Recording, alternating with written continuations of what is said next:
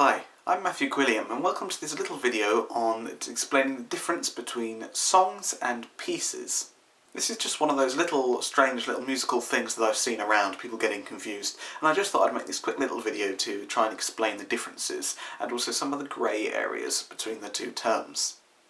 In a nutshell, basically the difference between a piece and a song is the difference between whether or not there is a singer involved in the work or not. That said, a song can also be described as a piece, but a piece is not necessarily always a song. This is because the word piece simply refers to a piece of music, just like a piece of cake. A song is a piece of music, just like a sonata or a concerto.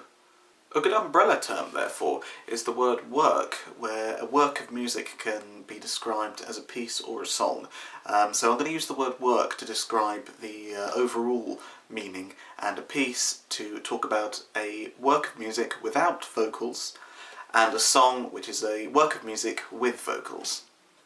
So we have works of music that are called songs, which have vocalists, and we have works of music called pieces that don't have vocalists. That's the broad sense anyway, but we can go deeper in our exploration of the meaning of these terms. Songs aren't just songs because of the instruments that are used, the vocalist.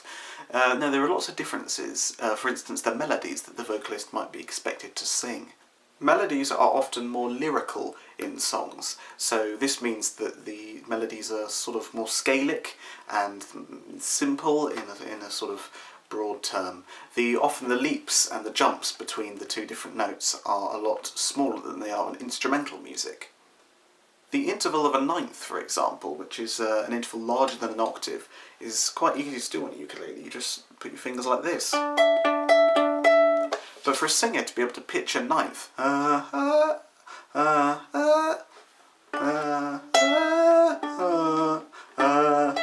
see, I'm struggling already. It's the exclusion of these larger intervals that define vocal melodies.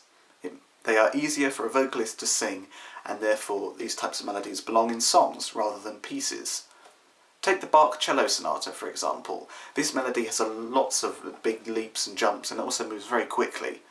As beautiful as this melody is, it would be very hard to sing with a voice. So instead this melody is given to a cello, and it is written with the technical abilities and requirements of playing a cello in mind, such as finger positions on the fingerboard and bowing techniques as well. The use of ensemble is also something that differentiates songs from pieces. A vocalist, especially in the days before amplification, obviously wouldn't be able to sing over like an 80-piece orchestra, so you'll often find vocalists accompanied by just a piano or a couple of instruments, and that's why the solo singer with just an instrument like the ukulele or a guitar, piano, something like that, is so popular, is because it's easy to sing over, and you wouldn't find that with an orchestra. Conversely, if we had a solo horn player, for example, their instrument is so much louder than a vocalist, and so they'd definitely be able to play with an orchestra, because they'd be able to be heard over the mass of all the other instruments. Furthermore, in the same way that there are different types of songs, like pop songs, folk songs, classical songs, there are also different types of pieces too. All the different genres are defined by instruments, period, context, technology, and the composer themselves. Take, for example, a rock song, which might have a couple of guitars, maybe a bass player, some drums, maybe a piano as well. That's completely different to a folk scenario, where you'll see fiddles, banjos, mandolins, ukuleles. All these different genres are defined by the instruments that people play. In a similar way, therefore, pieces can also be defined in this similar way. A violin sonata might just be for violin and a piano accompanying it, whereas a violin concerto is a solo violin with an entire orchestra to accompany it. The musical differences are so great and numerous between the two styles of composition that they warrant their own genres. Furthermore, a symphony, which is composed for an entire orchestra, just a piece of music for an orchestra, is a lot larger in scale than a similarly lengthed piece for just a flute choir, for example, or a woodwind trio. If you're enjoying this video, why not click subscribe? It just takes you 2 seconds and it would do a lot to help me out. Furthermore, if you'd like to see some more extra videos and some bonus behind the scenes content, as well as get these videos early, why not support me on Patreon? The links are in the description below. Thank you. Works can also be influenced by the technology of the period. In the Baroque days, the horns in the orchestra were not nearly as developed as they are now. For one thing, they didn't have valves. You know, a trumpet has its famous valves at the top. Well, in the old days they didn't have valves, and so often horns would just be left to play long, sustained notes, which are known as pedal notes. Well, since the invention of valves, they've taken their own place in the orchestra, allowing them to be solo instruments in their own right. The horn section in the orchestra has grown massively, and in other genres such as jazz, the horn is the most prominent instrument in the entire ensemble, playing very fast notes to the same degree and extent as maybe a clarinet, for example. This is similar to how the use of amplification has changed the way we play the ukulele. In the first ukulele boom of the early 20th century, most people played banjolales. This is because they're so much louder than our little ukuleles here, and in the days before amplification these would hardly fill the music halls that they were expected to. So the banjolales took up that job. They were much louder, they were able to project into the bigger auditoriums. They were also tuned a tone higher than we tune our ukuleles nowadays, because higher tunings equal louder volumes. Fast forwarding to the 21st century, and now most ukuleles come with a pickup that someone can just plug a jack lead into, go through an amplification system and fill any size venue that they please. Therefore, we're seeing a return to the traditional style of playing ukulele in the GCE-A tuning, rather than the A-D-F sharp B tuning, and we're seeing a lot more virtuosos on these instruments rather than those, because arguably they're sort of redundant now. They were invented to fix a problem which has now been solved by electricity. And like the lyrics of songs too, pieces can have recurring themes and motifs that appear. They are either repeated as the normal, or they can be developed. They can be played faster, louder, at a lower or a higher pitch. They develop to give the piece some interest, similar to how a hook or a chorus might develop in a song. Now, the last thing I want to talk about are actually some grey areas. Until now we've talked about songs and pieces being two different styles of works. They have their similarities, they have their differences, but now we're going to look at that grey area where musicians and composers have pushed the boundaries of what was previously considered possible.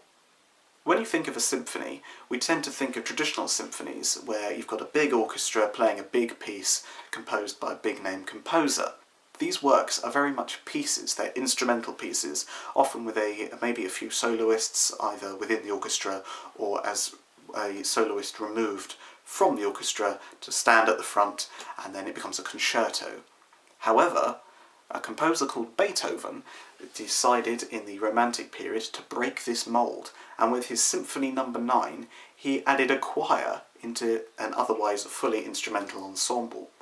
Symphony No. 9 is famous for having the Ode to Joy chorus within it, which is sung in German. Now, normally a work with vocals, as we've said before, would be called a song, and you could argue that the movement that contains the vocals is a song rather than a piece. However, because the wider piece, the symphony, is regarded as a piece, in keeping with the traditional practice, the symphony is still considered a piece rather than a song.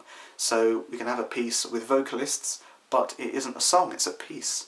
Coming forward to the 20th century, composers like Steve Reich composed pieces such as Music for 18 Musicians, which contains lots of pianos, xylophones and other similar instruments, and also some vocalists as well. These singers sing nonsense syllables, and they're not at the forefront of the texture. They're designed to blend in with all the other instruments and create an overall sound.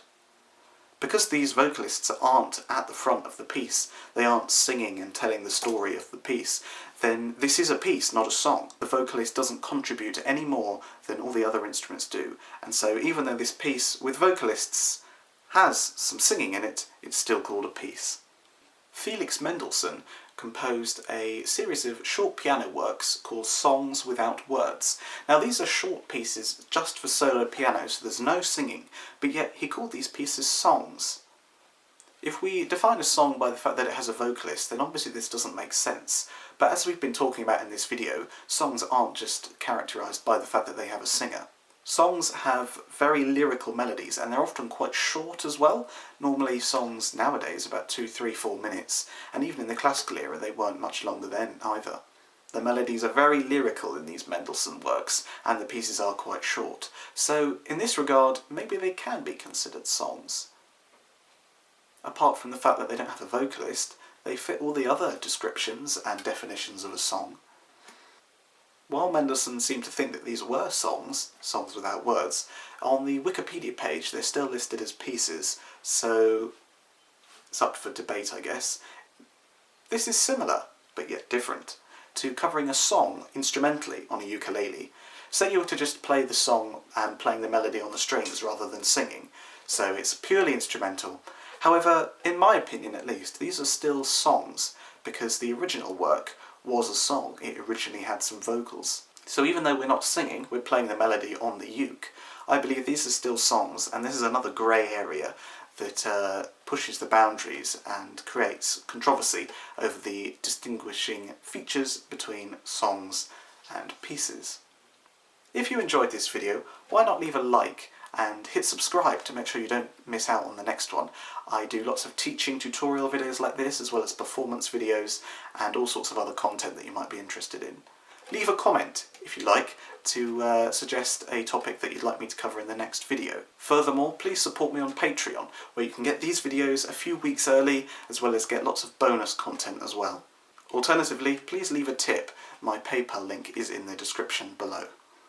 Finally, please head over to my Facebook page to give it a like, and my Instagram, where you can follow me and get all my latest news on all sorts of exciting projects that I'm getting up to. Thanks again for watching, and I hope you have a great rest of your day. Thank you.